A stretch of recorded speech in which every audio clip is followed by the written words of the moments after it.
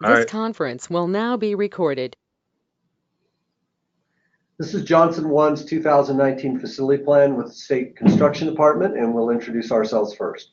Good afternoon, Brandon Finney, State Construction Department. My role with the team is to work with the planning and school districts to identify any capital construction needs. We then present those needs to the legislative bodies in anticipation for an appropriation. And Brandon's kind of camera shy, so he'll wave his hand in the camera there. There he is. Hey guys, I'm Raj Dami. I'm the accounting analyst here, and I just provide these guys with whatever they need in terms of aid. Amber Leach with State Construction, and my role is to work with the documents and the district for today's facility plan. And we're having a hard time remembering who she is because she just took an advancement for another position within the organization, so we're proud of her. My name's Troy. Thank you.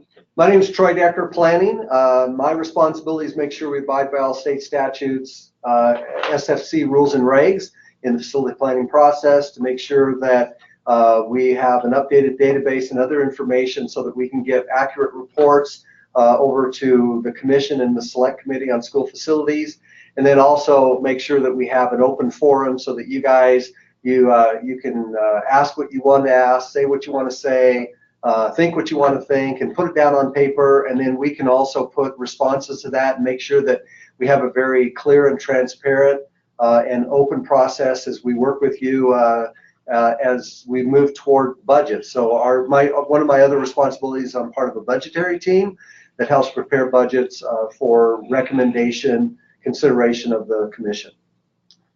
Good afternoon, everybody. I'm Bob Herzog. I'm the Regional Project Manager for the Northeast and the Project Manager specifically for Johnson County.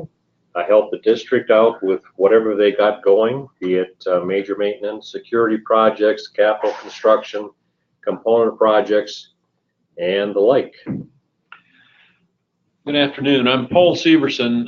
I work with the project management team. I provide leadership, coordination, and calibration so that we provide as equivalent services to all school districts as possible. Today I'm going to be discussing some of the security items. Bob's been out on the beaches in Florida for a while, and he doesn't know some of the latest things that's happened. And so I'll be updating you today on some of those things associated with security funding. Jim Wagner, Johnson County Superintendent. Cameron Kukuchka, Director of Technology and Innovation. Tom Sardi, I'm the Business Manager. Kim Glasgow, Facilities and Grounds Director. All right, well, welcome this afternoon again, and thank you for joining us. This is an important part of yearly activity of facility planning, specifically with your school district. So with that, I'm going to go ahead and, guys, I'm going to turn off our video camera. Sometimes we have some streaming issues, but I wanted you to at least see our smiling faces before we went on. And with that, one of the things that Amber does a great job at, and that is working individually with each school district and helping you prepare for these meetings. Part of that process is getting our database up to date, as accurate as possible, and things like that. So the first part of this facility plan meeting, I think we can go through fairly quickly, but please stop me at any point. There are other points down here that we can talk more extensively about as we go. So it's just kind of you just let me know if you want me to slow down or anything, and we'll go from there. But you'll have plenty of opportunity to talk as well. One of the things we started doing last year is we started using the county GIS sites to confirm and to establish the acreages on sites, and then we work with school districts to make sure that's accurate. We've also integrated a lot of visuals within these facility plans, excuse me, which is important because every once in a while we have had in the past the governor's office request facility plans to look at, or individual legislators. So this is an important part of that process, and excuse me, as well as the fact that we have new changeover personnel within districts, and this gives a continuity to planning that you can use the last year's or years before, see what has been discussed and talked about and valued, and then basically project that out into the future and have a really good understanding of what's going on in your district, even if you're brand new. So with that, that's why we have all the visuals. Here's just some I guess upper level Google Earth shots. It's hard you've got a medium-sized school district, so I went ahead and just did a one for the entire district, and then Casey as well. I think that was in response to some notes below that you guys had there. So at any rate, the district has reviewed acreages and you verify accuracy. This is very important because it does impact your groundskeeper allowances through WDE. It's obviously we share with other agencies in the state, and we push information over to them, and this database is authoritative for that information, that data.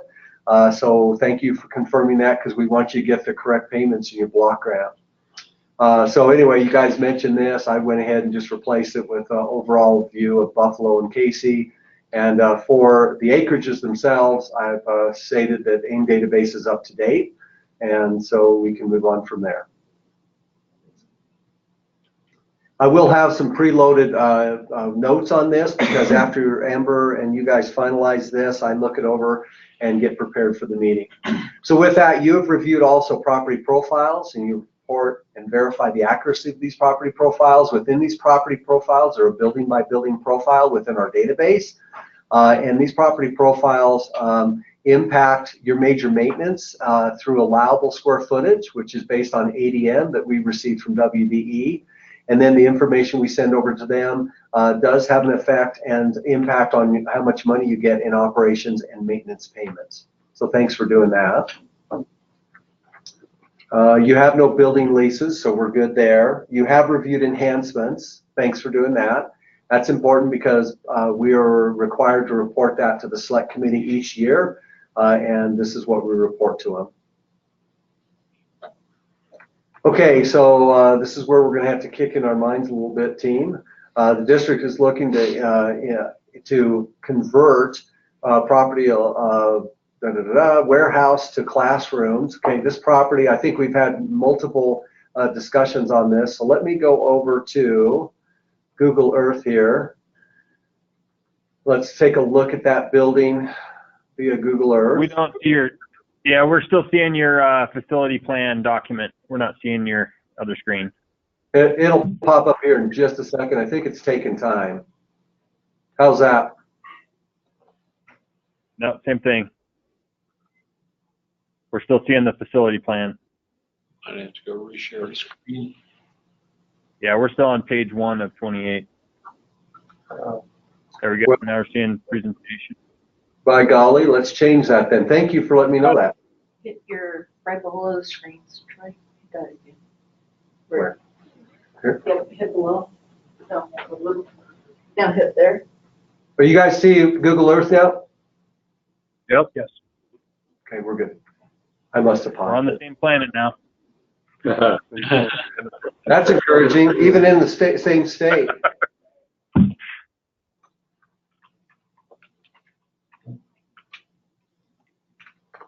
Florida's a long way there, Bob. Yes, it was.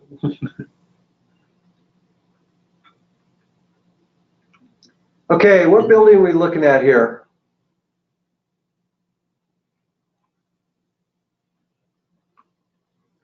What is it? 300. I think we put the address in that form. Yeah, Okay. South Spruce. 300 South Spruce.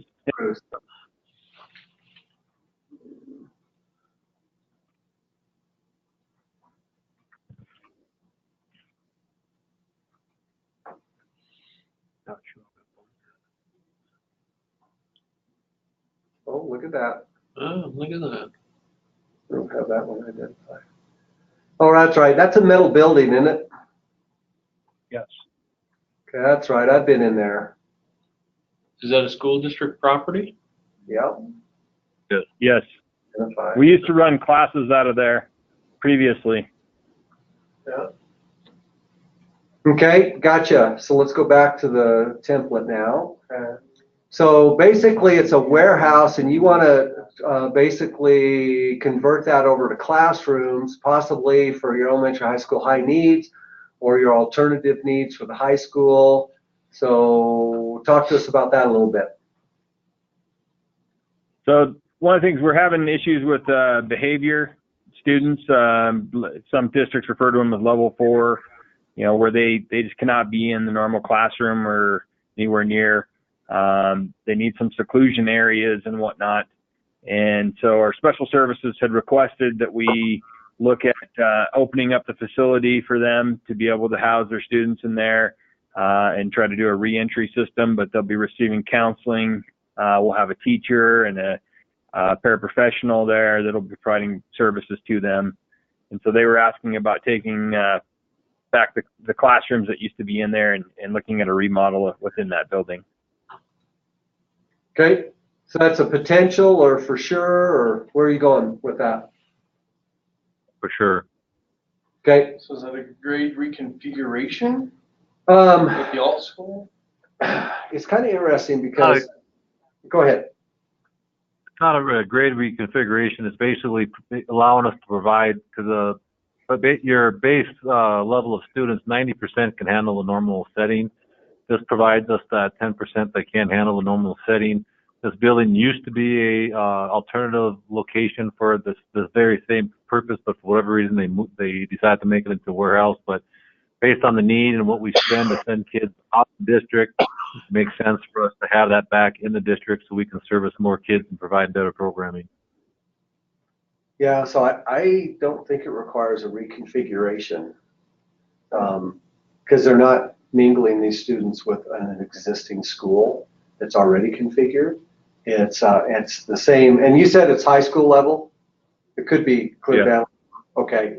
When we had the same issue in Kimmer where they're going to move that alternative school over to Kimmer Elementary School, and it doesn't require a reconfiguration at all. Cool. It's kind of like using another building on your campus, but it's a separate building. It's a campus building, but it's a separate from the campus. It's not adjacent.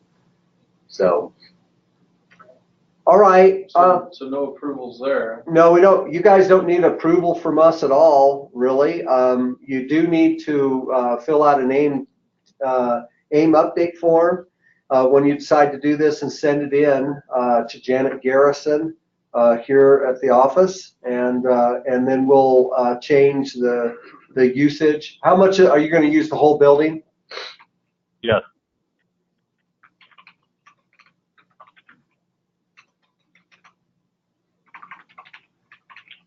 From a construction point, any changes or work need to be done to get it to there? Just on the inside. There's a possibility of changing out the windows on both sides of the building because they go all the way to the ground level. Yeah. I'd like to get those out of there.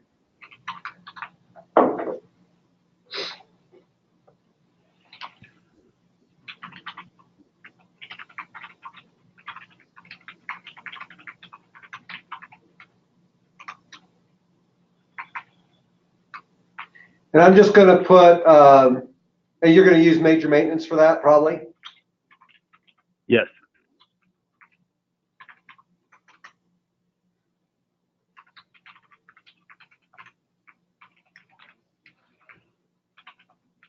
Existing windows, and they're going to reduce the size of them. They can do that. They just go in there and put in a spandrel panel, Yeah. or metal panel underneath. Yeah. Yep.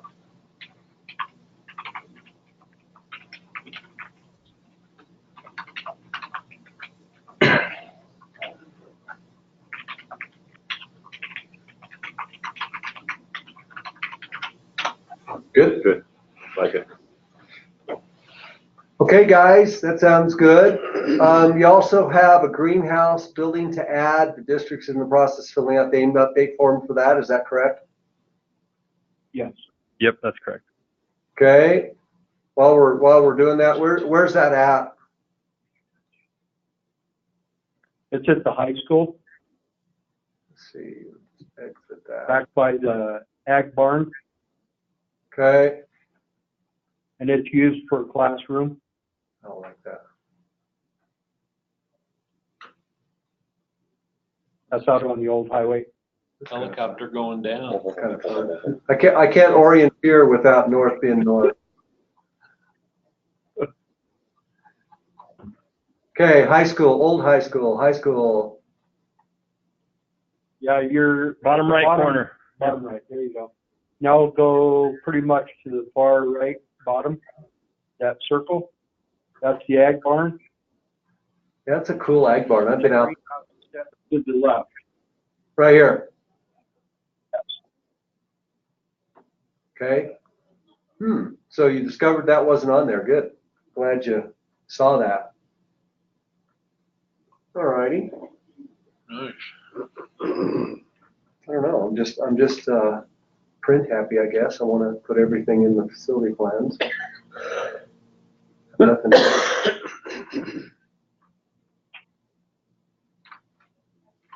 Well, we'll just put that in there too and make that a permanent record that you're adding it. It's kind of like kindergarten. Okay. Yeah. Okay, districts are looking at the list of teacherages. You got a couple here in KC. These properties are maybe gone because KC building was built on top of that. I mean, that was a long time ago, wasn't it? That was probably Yeah, in the it was. latter 90s, 97 or something, 98. Like 15 years. Yeah. Okay, anyway, once you validate correct information, we'll follow up with the name update form with that as well. So, have you guys been out to the beautiful town of KC? Were you able to determine that those were gone? I have not visited with assessor, and I need to go down to verify some addresses to make sure. Okay. Because we were looking on Google Earth and they ended up showing up on the opposite side of the street where the county yard is. Right. Well, like we said, as soon as you validate that, go ahead and get a AIM update form, and that'll go to Janet Garrison.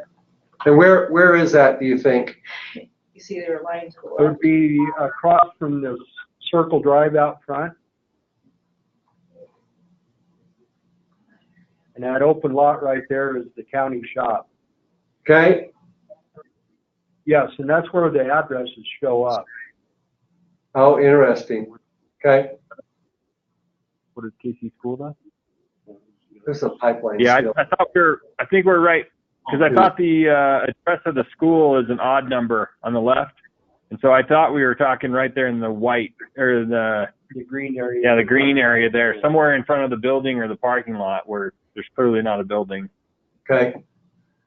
All right, well, good. Let's get that straightened out. That'd be perfect. Thanks for catching that and following up on it. No problem. Okay, I think that makes pretty good for there.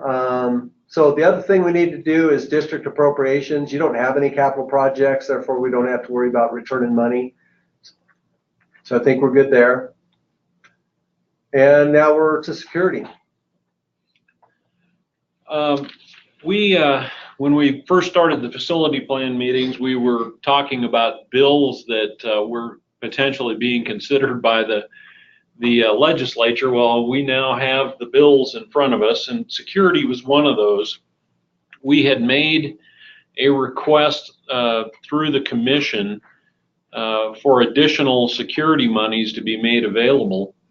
And we had suggested $4.9 million, which the legislature fortunately did acknowledge, but they had put some restrictions onto how those funds could be expended, and it was going back to the exact same priorities that the original $9 million that were made available. And as you can look up on the screen there, priorities 1 through 6, 8, and 11 were funded. And so when they wrote the new legislation for the new dollars, they had designated it back for those same priorities again. And our intention was to have those dollars be able to be selectively put onto all 20 priorities as determined by the district. Well, the bill did not come out that way, but our director went and spoke with the governor, and the governor struck the requirement for it to be put back onto the same priorities. So the way the legislation is constructed right now, it's up to the commission to make a determination on how the additional $4.9 million will be designated for security issues. We do know from discussions we had with them before that their intent was to open it up to all 20 priorities. So basically, if you would have had a deficiency in the 2015 assessment, you could put dollars towards any one of those deficiencies. At this point, we don't know where the commission will land on this. We will be taking this to them in May. So it can be considered by the commission in regard to how to set up the priorities. So unfortunately, at this moment in time, we can't really tell you what you're going to have the latitude to spend those dollars on. But we do know those dollars are available, and then it will be divided by some means that is approved by the commission. So we can't at this time tell you how much of that $4.9 million you would qualify for. But we do know that it's coming. And one of the other issues, we have been approached multiple times by both our commission and the Select Committee on School Facilities, inquiring why the original funds that were made available were not being expended. They were concerned because they felt like it was important that dollars that had been put out for security should be expended as quickly as possible to secure buildings.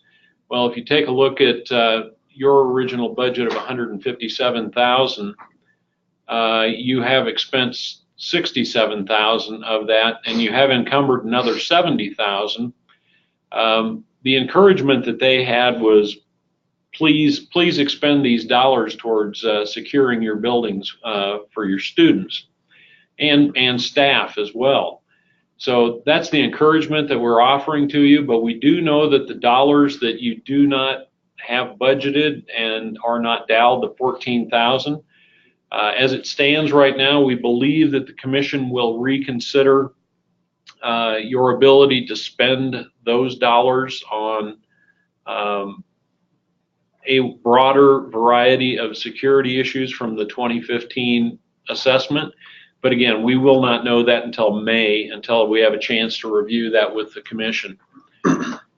So you also have been given access to 2 biennials of 10% monies for security. So far, you've received $211,000, and you have not expended any of it. One of the things that we would caution you is that we are understanding that they do not intend on doing another appropriation like it. So this $211,000 could get to be quite special funds, because you can spend that on any security priority. But you have to be careful not to overexpend it, because it does not look like it'll be like regular major maintenance, that it will be replenished in the future. The legislature obviously has changed their mind about those things in the past, but our understanding is that they will not have that happening in the future.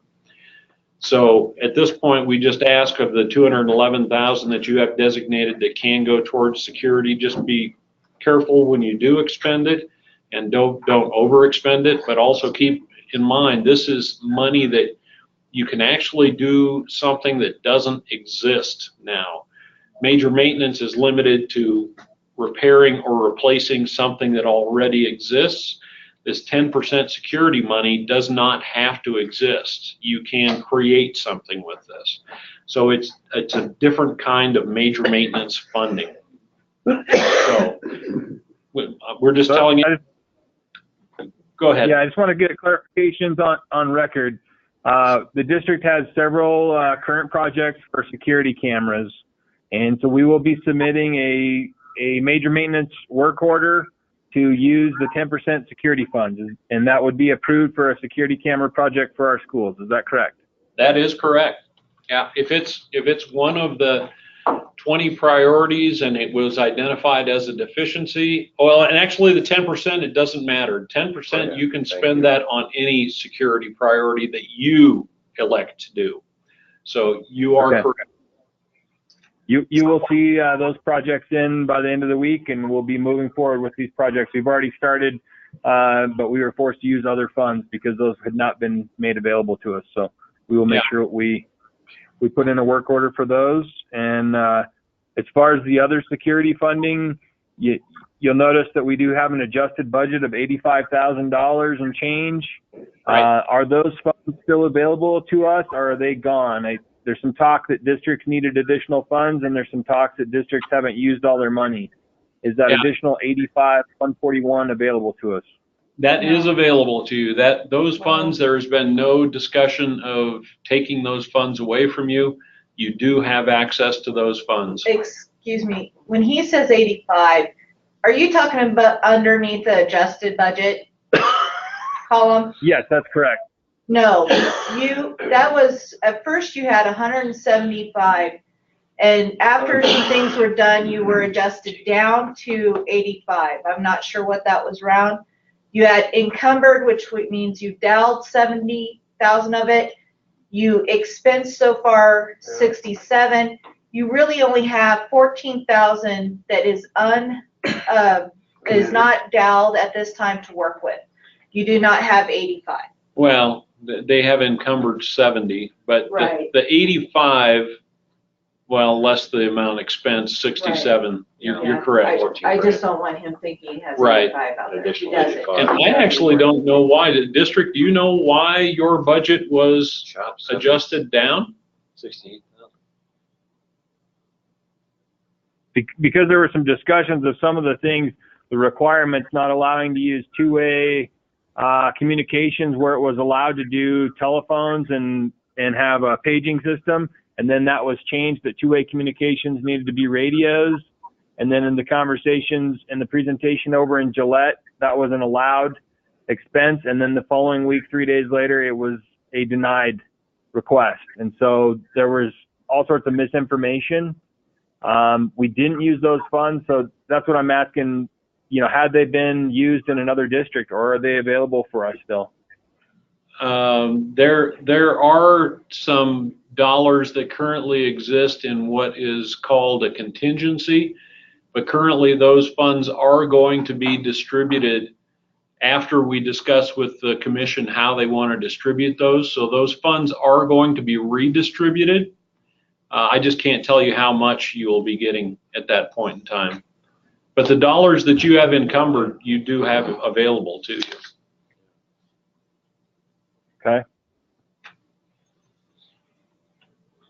So we do have the 70,000 still available that was encumbered but not used. So No. I think what we're going to have to do is Bob Herzog, your project manager, is going to check on the balances, see what's been expended. Is that okay? Yeah. What hasn't? He will get back to you with the exact amount that is still available in capital. Is that acceptable? That would be great. Yep. And then whatever it takes, you guys can work through that. But I think that's an important discussion between you and your project manager. Make sure we're and I know that this was taken on. This is back in November of 18. So let's get kind of the latest information through him. He'll get back to you, and we'll work through this process to make sure that we give you the correct answers.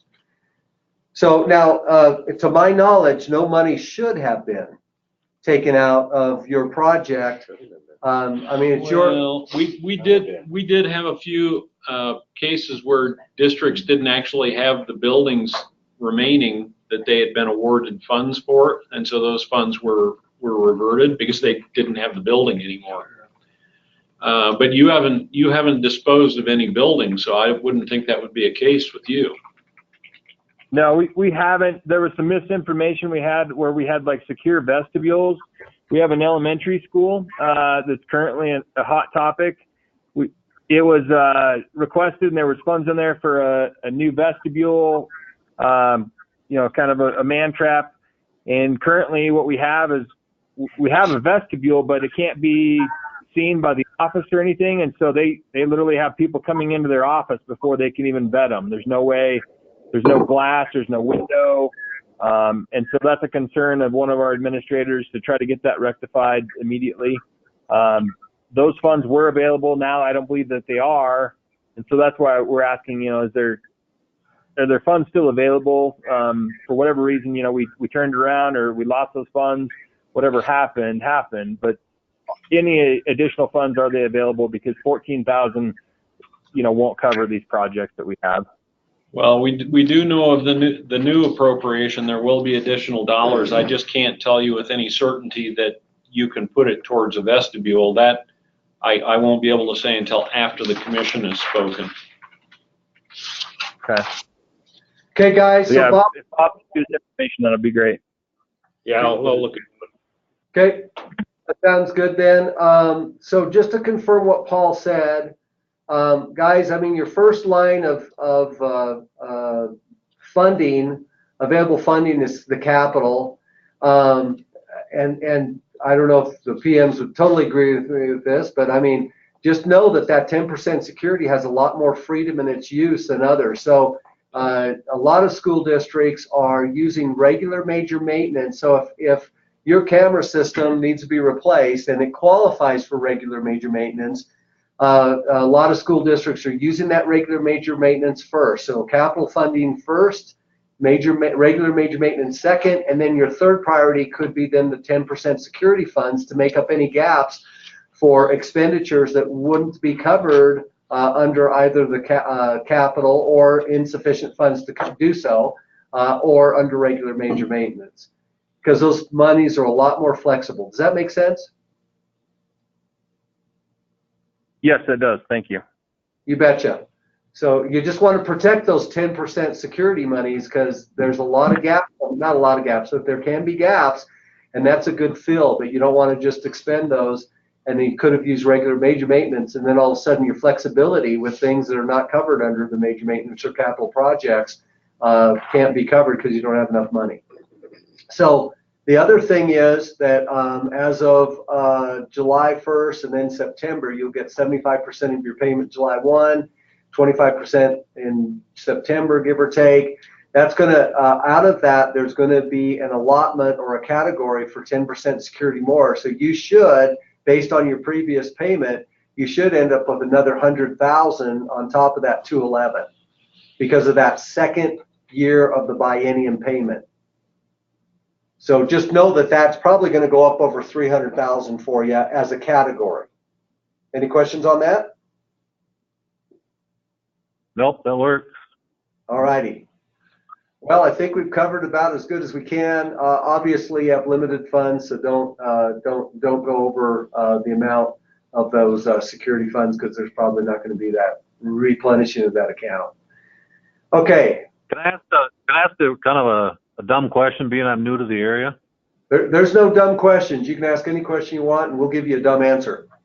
Okay, well, I'm from Minnesota, so we're pretty dumb typically, but what is your official definition of major maintenance?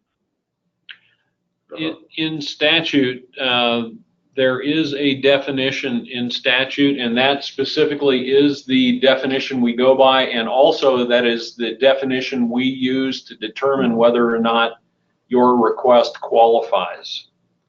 So that 2115-109 statute, and there is an actual definition for major maintenance. It looks like Troy is opening it up here. I was thinking I had it already. Maybe I don't.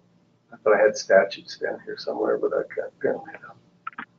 I'll just go back over here. I'm just asking for just so I understand it, and the clarity of it. Right. Yeah. Yeah, because it's actually a fairly simple definition, but the definition also eliminates a lot of things that people in their mind think are major maintenance. Right. Wyoming, go up right there. Right there.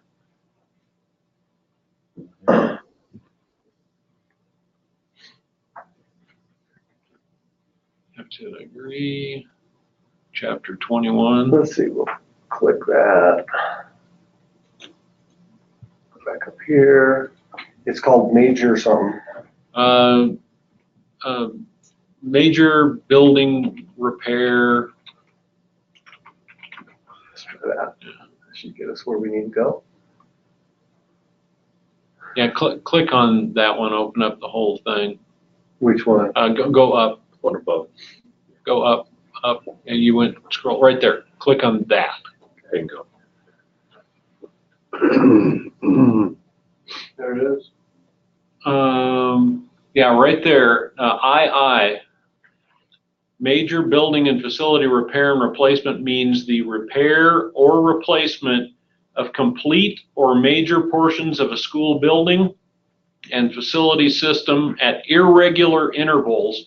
And the reason it says irregular, if you're doing it regularly, it's part of your block grant money. Routine. It's routine or preventive. So those things are not covered by major maintenance. That's why it says irregular, which is required to keep the building or facility its original capacity. That's another one that's a key to it. You can't add more of something. You can only replace it back to the original capacity with major maintenance. If you want to expand it, make it bigger, you have to use different funds to do that.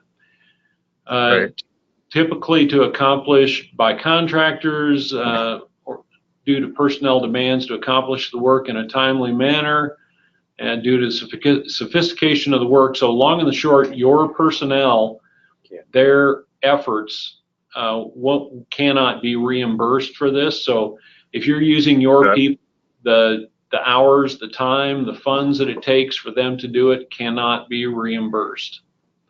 So that is when we get a major maintenance request, that is what we use to determine whether or not it qualifies. Okay.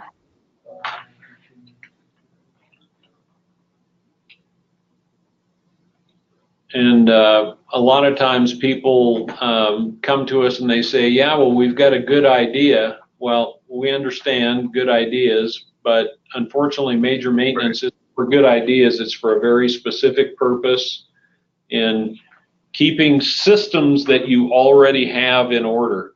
One of the common items is people say, we want to add air conditioning because we don't have it. Well, if you don't have it, then major maintenance is not the way to get it. So then how, like with our scenario with what we're looking at with because our track and its current condition needs to be replaced. How does the turf, how is that different? Because we're looking at replacing the turf, or if we can figure out a way to replace the turf because the conditions are such that we're seeing that there's a irregularity with the height of which from the ground of how it's settled and how it sits now. How does that now not fall under that? I guess that's the part I'm not understanding. When you say turf, are you saying turf grass or are you saying artificial turf? Turf grass. Okay. One of the things that you can do with this funding, which we've been very supportive of, is drainage issues.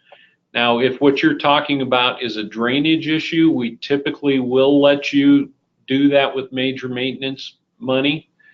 But if it's basically improving the system to a level that it didn't exist in before, you can't do it.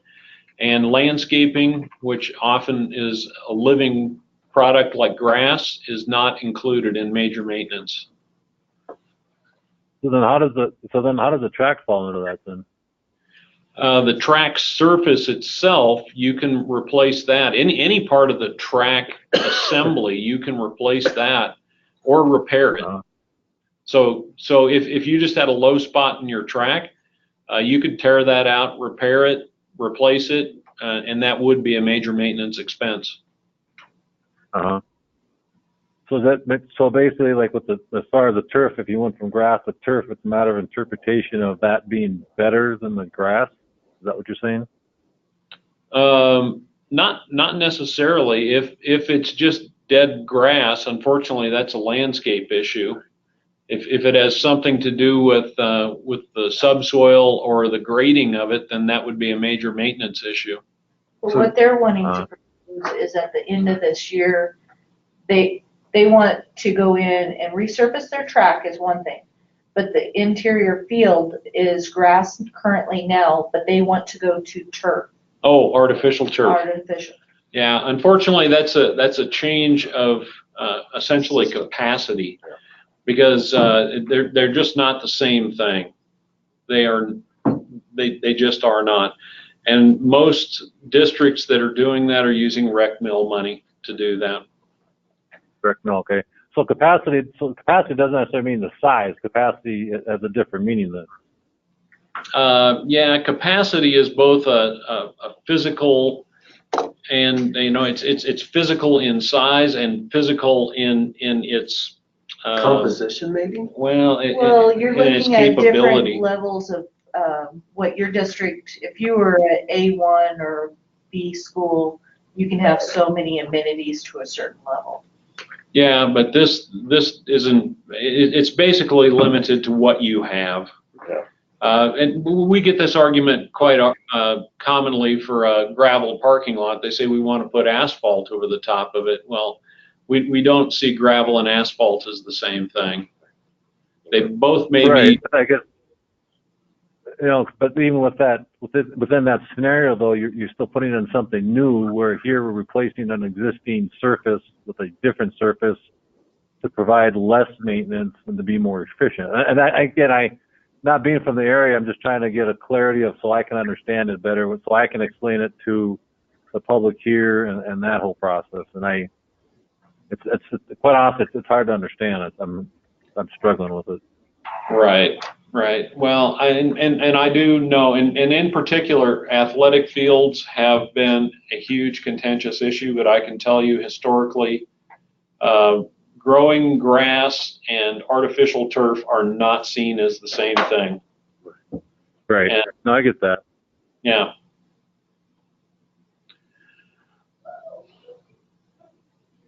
But believe me, we get asked a lot. So I think, like I said, working closely with your project manager on each and every request. If you have any questions, go ahead and call him, contact him. He can help you through that process of what qualifies and what doesn't. You bet. Right. all right. I used to get into that in planning. I decided that I'll leave that to the project managers. That's why we sit in these meetings now. That's right. All right. So with that, then let's go down to capacity. So just looking at individual building capacities, you guys are looking good. I'm sure you're not thinking that from a block grant perspective, because each of these students are worth about 15 grand a piece. But you don't have any capacity issues that we're concerned about at this point with regard to limited size. What's the newest one? Is that Cloud Peak? The newest here? Yeah. Yeah, like 3.5. I don't know what your newest one here, guys, is. Buffalo High School is pretty. Yeah, it's Cloud Peak. All right. So when it comes to your actual enrollment projections, let's look at those. I just opened up the spreadsheet itself. What we do is we go back 10 years in trailing data. These numbers are enrollment reported to us by WDE. And then what we do is we project out 10 years. The projections are somewhat, I don't know, we don't use them unless we're looking for a remedy. So if you qualified for a building because of capacity needs for capital funding or condition needs, then we would look through this and we would project out and see if we're going to right size, if we have to add additions or anything like that. So that's what the projections are for. Other than that, they're just that, projections. And if you get anywhere farther than 2 to 3 years out, it comes somewhat theory. On the actual, and it is based on actual past history of how many students you have. So at any rate, so how these work is if you could take your senior year this year, your senior students, and if you could backtrack, and I'm not going to be exact here, but let's say that in kindergarten they were 56, and all this does is follow your students down each year as they progress through your K-12 system.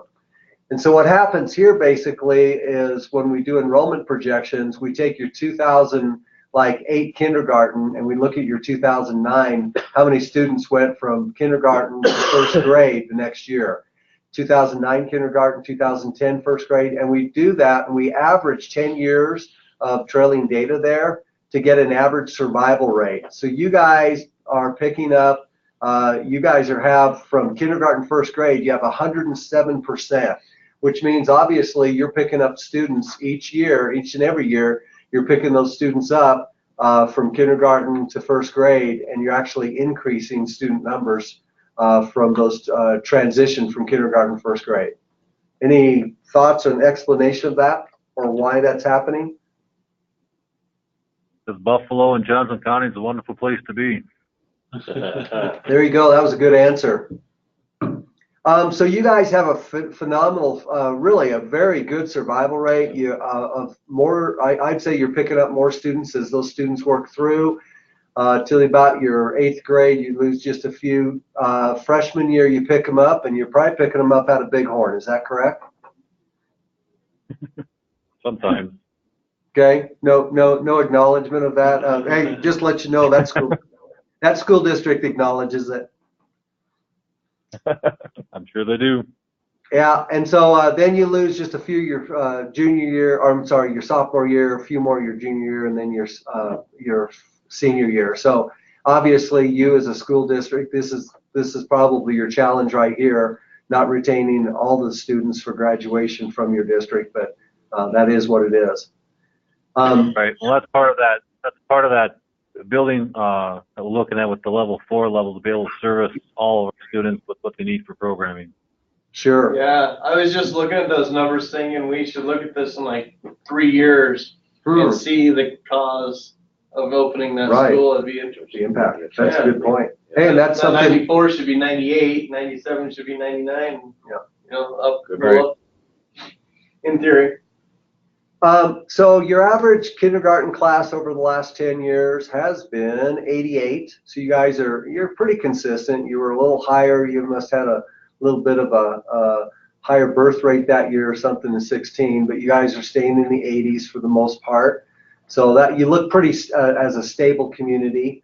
As you look down here in your district enrollments total, you guys have just steadily increased, just a little time. You kind of leveled off just about in here for a while, but you guys are trying to come back up there, the 1164. That's a lot of student increase right there.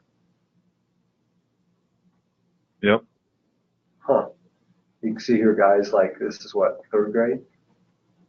Third, look at that. They picked up 5 students just in 3rd grade over the, yeah. So anyway, all right. Brandon's kind of taking a little bit more look at that. But anyway, guys, very stable.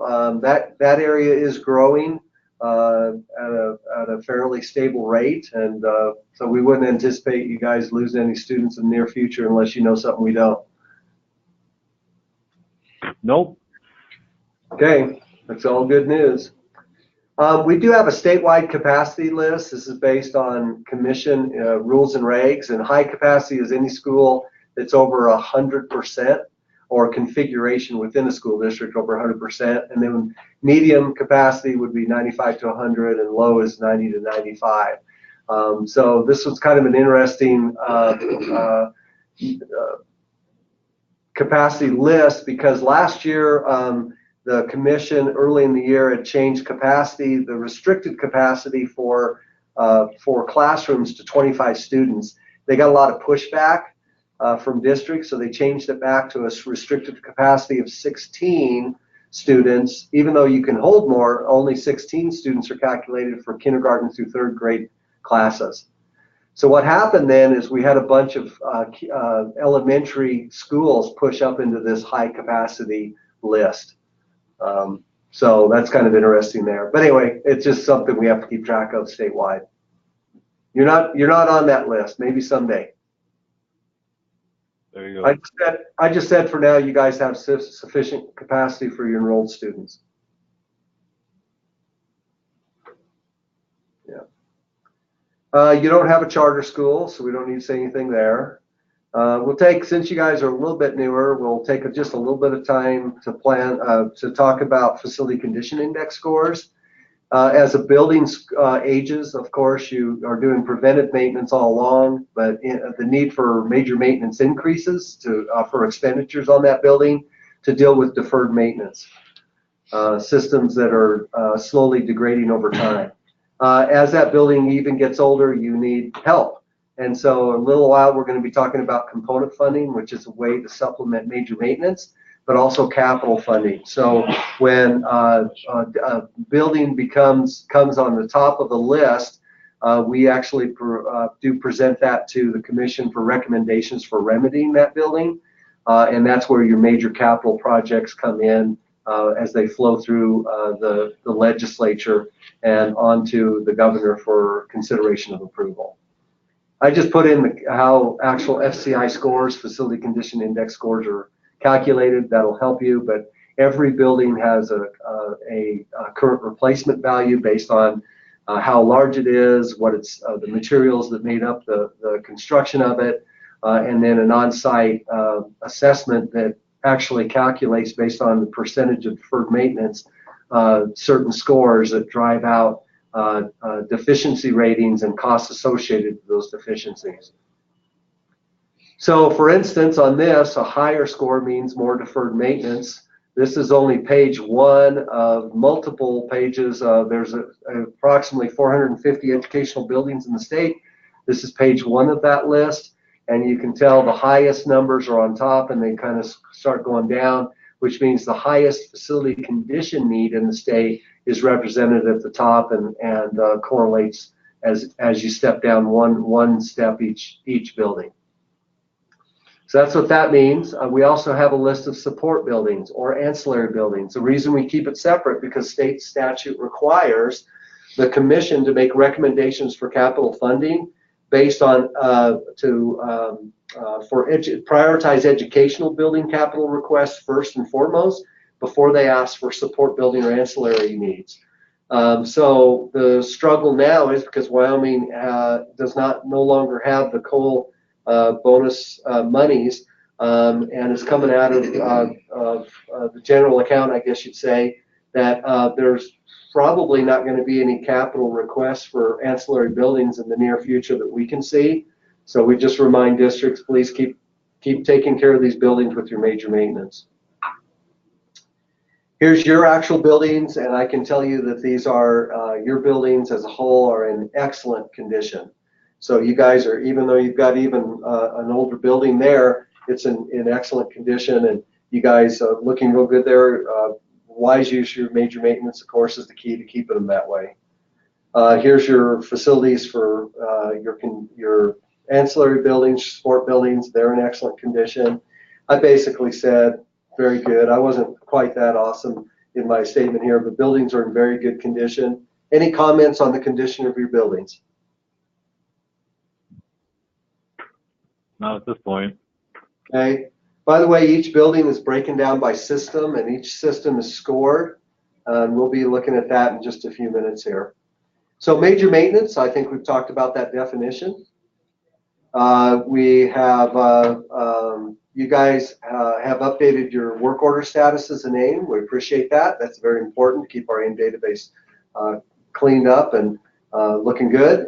Whenever you have, we try to encourage districts on the front end of facility planning to submit planned work orders, but and for Bob to consider and look at and approve if they qualify, and to get back with you if they don't. But you can also commit or submit planned work orders for major maintenance expenditures throughout the year as you determine as needed, and he'll consider those as you go along. Here's just a reminder of your security monies that we talked about. Let's talk about your 10% enhancement monies, because now this could potentially impact or could it? It should. A turf, can 10% be used for a turf field? No. Okay. No, unfortunately, 10% can work on an enhancement, but you can't create an enhancement with it. Okay, so your 10% enhancement monies then are things like field lights are existing. You could replace those. Teacherages, you can use 10% on teacherages. Any other examples? Just any building that you own that is not one that has been funded by the state. You can use it on essentially just an enhancement building that isn't part of the school inventory. Okay. So district, kind of think about that 10% enhancement, because that can help you in certain circumstances on facilities like teacherages or whatever that normally wouldn't be covered, but can be covered with that 10%. There's a little more flexibility there, but it still does have to meet the definition of major maintenance. Right. This is just last year's. This is illustrative just for your facility plan. It's just last year's priorities. You don't have to defend that or anything, but it's just an example thereof. And then it's broken down by building for as the same dollar amount, just broken down by building. So that's good. So let's talk about your component project. I'm sorry, what's that? Have no 1s and 2s? Yeah, well, the school district has some really good buildings. So what we usually do is we run your 1 and 2 scores, which are very poor scores. That's 1s are failure, 2 are poor. But you guys have so few that it's like a star athlete. You got to challenge them, lift it to the next level.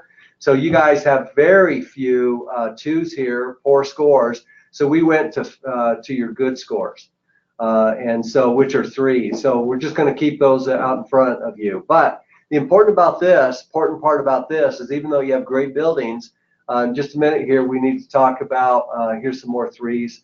So and here's what they represent. I guess it'd be fair. 3 is fair, even though you can't read it. And it's just each of these scores are related to a percentage of deficiency within that system.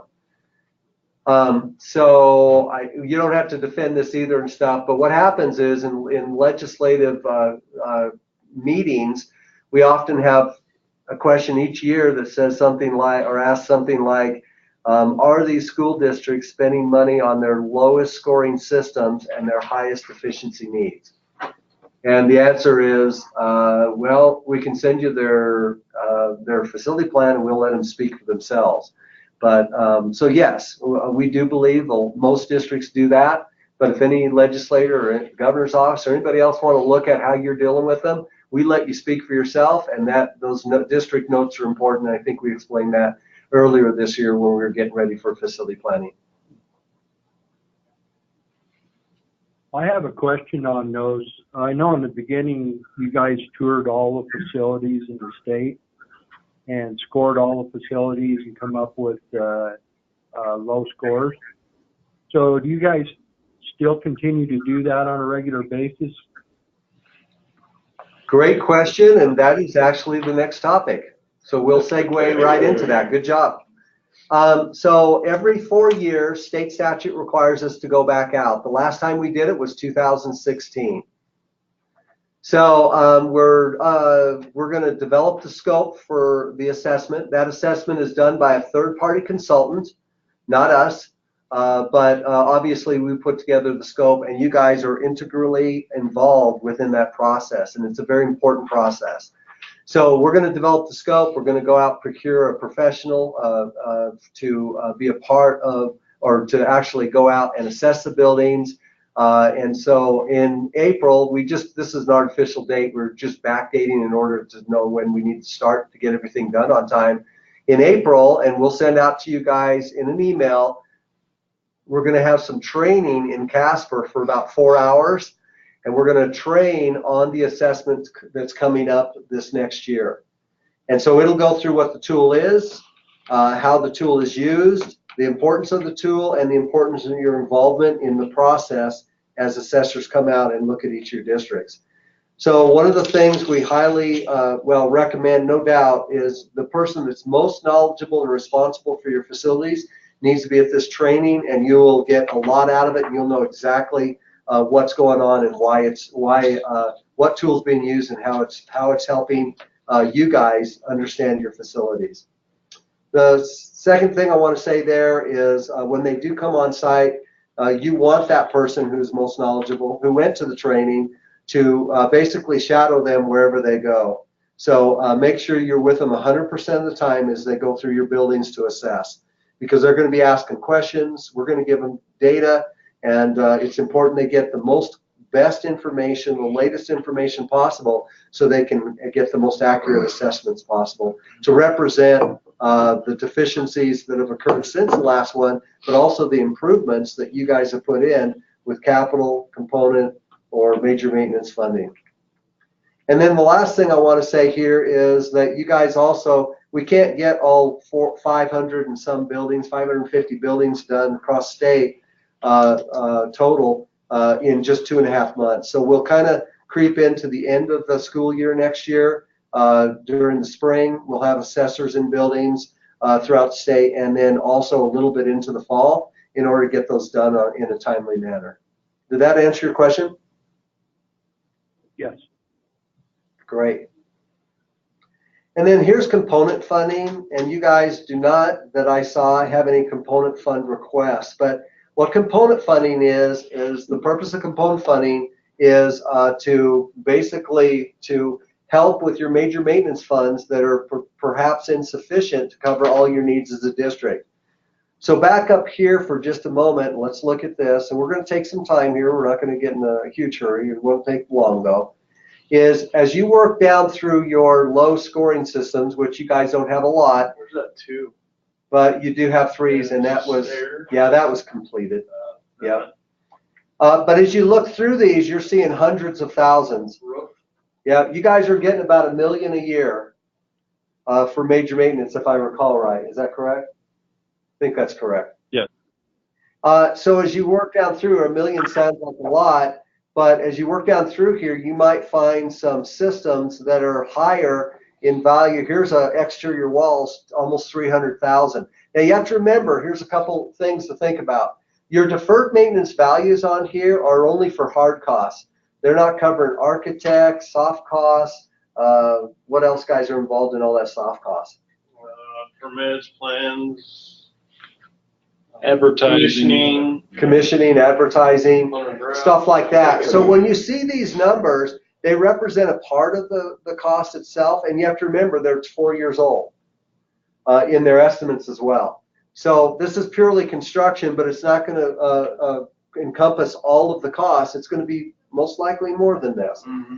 So I guess what we're trying to say is you've got some major maintenance money, and you can identify systems that may cost more. Roofs are a common one too. If you have roofs, they're usually a lot of money if they're a larger building. So you can actually use your major maintenance to do some planning to prepare for some projects that may really exhaust or deplenish your major maintenance balance. Does that make sense? Yes. So these component projects, each year, I think we're going to probably in January or so, we'll do another webinar, and you guys will have about 10.5 months to go through. We'll show you how to submit for a component project for capital funding to supplement your major maintenance. We will show you the tool that we use, and then the things that you can use your major maintenance money in planning for a component project, and then submit it based on very specific criteria. And then what happens is we have 12 members there's usually, we ask for 4 superintendents across the state, 4 business managers, and 4 facility directors to volunteer as a total of 12 district representatives to actually score these as part of the process and then prioritize them. And so this list represents last year's priorities, there were 31 requests for a total of 39 million.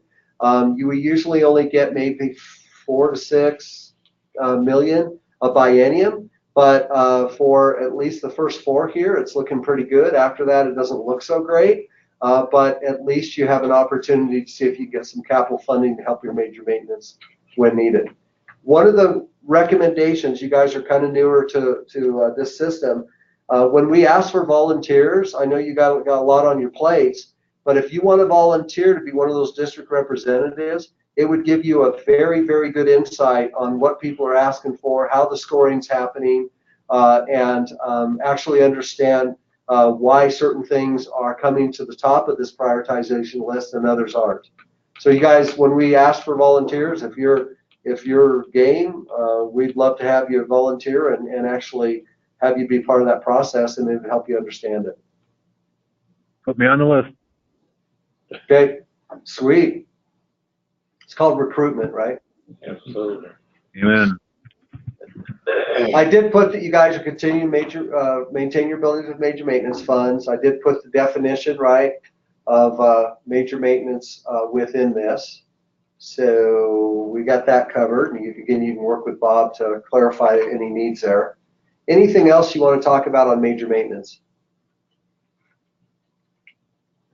Want to give us more money? Actually, we Working on do. it. We keep working on that all the time, and we do have a little bit of good news here. And then we did ask for a raise in from 2 to 2.5%. Is that right? Yeah, so let me pull up this. There was a recommendation through the legislature to raise major maintenance in one fashion, but it did not occur. It didn't make it all the way through the legislative process. I think because Johnson 1 wasn't there getting their legislators to vote for it. I'm not sure. What do you guys think? Yep, Well, you didn't call me on that. I'm new to the system. Come on, guys.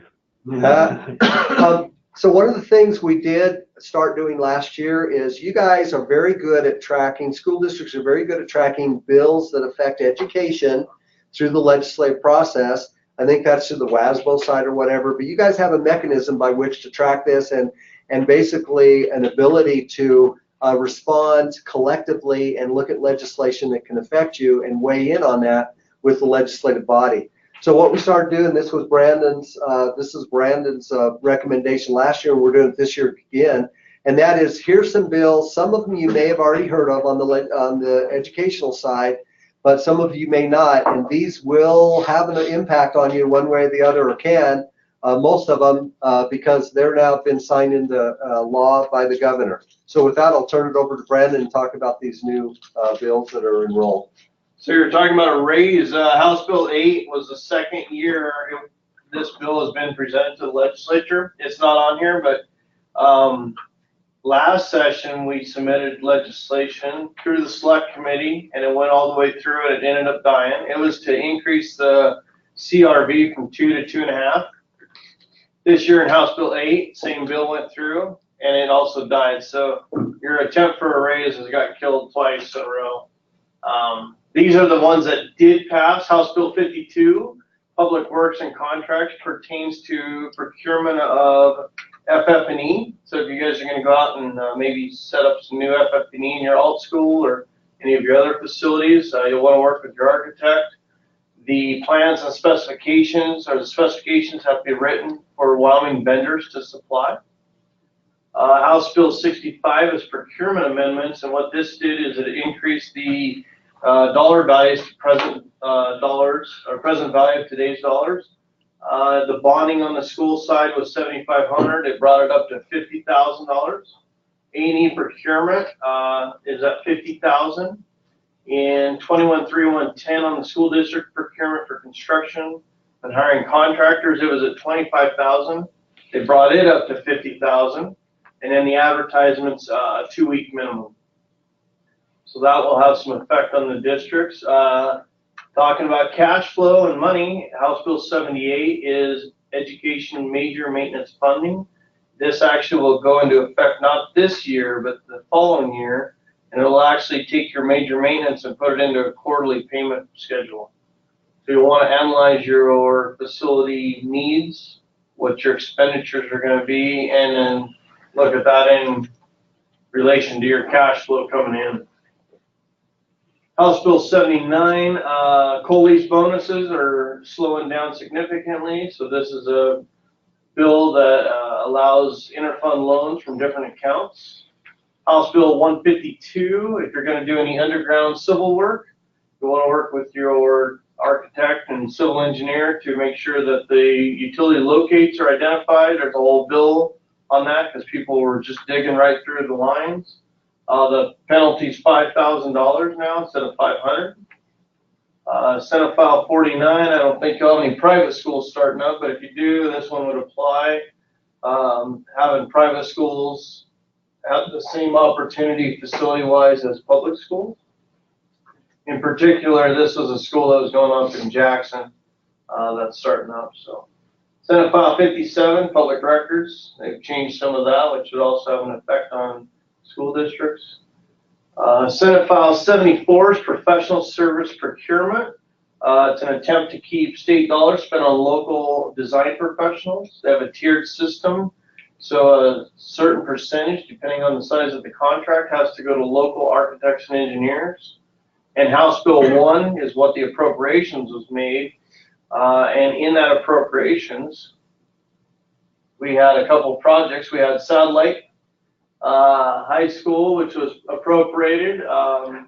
We had in Sheridan 2, the alt school, and I don't remember if everybody was on the conference call last year, but the discussion was perhaps some of the kids from your school district would head over to that. It did get funded. Now you guys got your own going in, so you probably won't need it. Reappropriation, this is a ranch school. They had a couple modulars, took some savings that was came off of those projects and put it to the Shawnee modular. There's in Laramie, Wyoming, there's a charter school. The commission, so you know, has some unanticipated money. So on these capital construction projects such as Satellite and John C. Schiffer, when or if they ever saw any unforeseen conditions, there's a savings account for the commission. Security projects, as Paul talked about earlier, there's the 4.9 that'll hit your checkbook at some point. And then major maintenance, you'll see a little uptick in your payment there. When we ran the calculation, the artist means value went up. And then we have another one here in Cheyenne. We have another charter school. So the total appropriations was $34.2 million.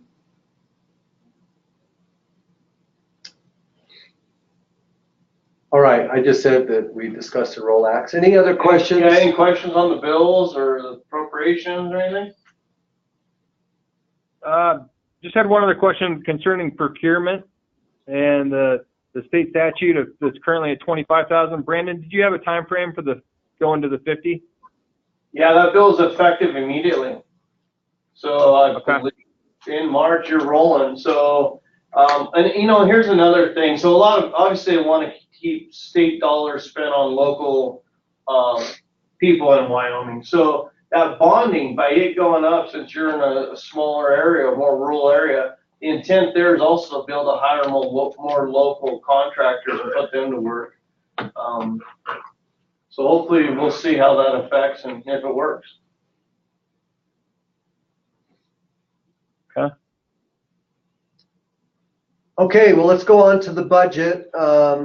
So one of the things that has changed that we're following in rules and regs is the fact that in the past we've submitted that capacity list we showed you earlier for the higher capacity buildings. We've submitted that to the commission in the past as a standalone list. And then based on that, the higher ones, there would be recommendations onto the select committee to address capacity issues. And then we also have that condition list we showed you, the top schools in the state on the highest need for condition remedies. And then capital projects would be recommended for that as well. And then when capital monies came in to address remedies on either of those lists, it also addressed educational suitability needs simultaneously with the projects. Well, those days are past with regard to rules and regs. Each building now will actually be have 3 scores that are combined for one composite score, and then there'll be a single ranking of a ranking of a single list. So we think, unless we get different directions from a commission or select committee in the future here. So each of your buildings has a condition FCI score, and that will have a weighting of 50% of the total score of that building. The capacity for each building will be 35%, and then we have an older educational suitability list that will be used, and it needs to be updated, but that will be 15% of each building's total score based on that educational suitability individual score.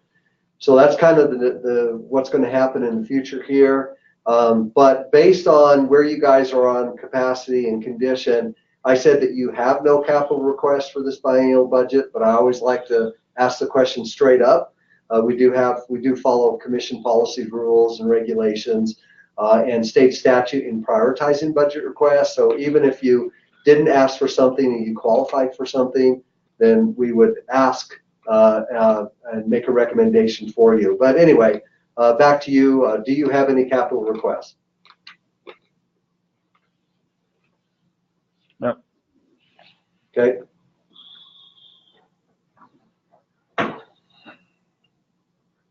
Okay, I think we talked about this one, right? Yep. And we basically said that to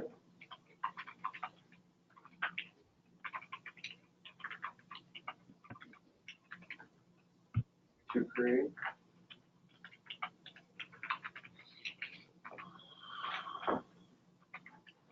Do you guys have rec mill money? Yes, we do.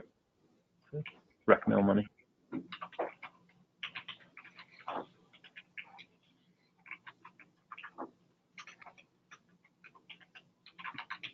Everybody satisfied? Yeah. Recommended to use rec mill or, and then maintenance, then 10% can be used to maintain it. Rec mill funds recommended.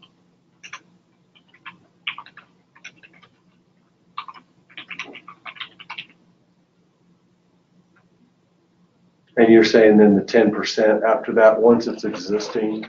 Yeah, the Okay. 10% money can be used to do major maintenance, not routine.